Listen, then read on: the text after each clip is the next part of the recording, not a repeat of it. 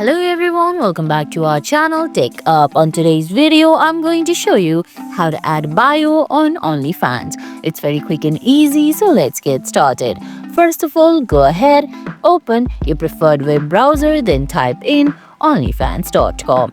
Once you do that, go ahead, give your credentials to your OnlyFans account and sign in. Now on the screen, you're gonna see options like home, notifications, new post, chat, and your profile. Tap on profile from the bottom right corner, then go to my profile option. Now from there, go ahead and tap on edit profile and scroll down and find the bio option.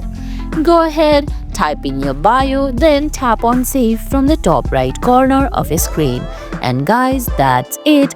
That's how you add bio on OnlyFans. I hope you found this video helpful. If you did, please give it a thumbs up, leave a comment, subscribe to our channel and hit that bell icon. See you in the next video. Thanks for watching.